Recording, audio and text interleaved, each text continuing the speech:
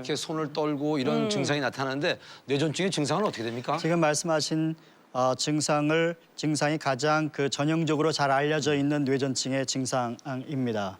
그래서 의식을 잃고 이제 온 몸을 이제 떨게 되는 거죠. 이럴 때 이제 의식을 잃는 경우에는 이렇게 서 있는 자세를 유지하지 못하고 그냥 쓰러져서 몸의 경련을 일으키게 됩니다.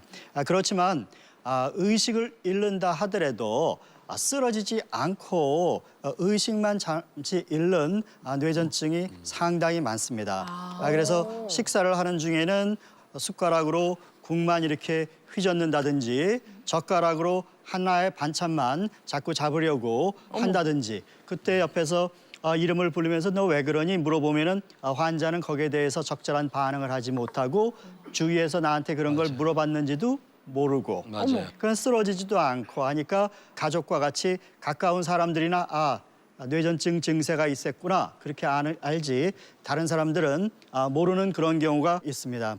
또한 또 이제 정신을 잃지 않고 의식을 잃지 않고 하는 증상도 있습니다. 예를 들면은 얼굴 뺨이 좀 튄다든지 눈이 깜짝깜짝거린다든지 손이 튄다든지 다리가 튄다든지 아니면은 겉에서 봤을 때는 아무런 증상이 없는데 자기는 손에서 저린 증상을 느낀다든지 아니면은 심장만 쿵쿵쿵쿵 뜨는 것을 본인이 느낀다든지 그런 식으로 본인이 알 수도 있고 중요한 것은 그러한 증상들이 반복적으로 재발해야 된다는 거죠. 1년에 한 번 있을 수도 있고 3년에 한 번 있을 수도 있고 같은 증상이 한 번 생길 때 한 3분 미만으로 잠깐 동안이죠.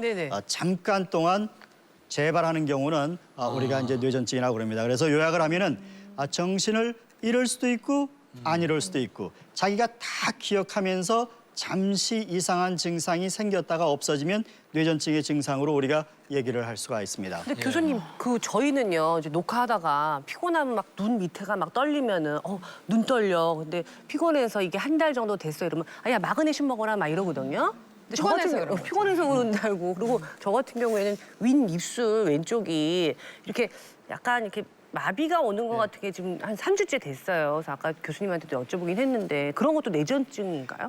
그러니까 그런 것은 뇌전증의 증상이 그렇게 나오기도 합니다. 문제는 뇌전증이 아닌 정상인 사람도 뇌전증이 없는 사람도 눈 밑에 떨린다든지 눈꺼풀이 이렇게 떨리고 그러는 것이 피곤하고 그러면은 자주 있을 수 있기 때문에 그러한 것이 있으면은 이게 뇌전증인지 아닌지 이제 구분하는 게 중요하죠. 그래서 뭐 눈도 돌아가고 고개도 돌아가고 토하기도 하고 여러 가지 증상이 일시적으로 생기면은 뇌전증의 증상으로 우리가 생각을 해야 됩니다. 그렇군요. 그러면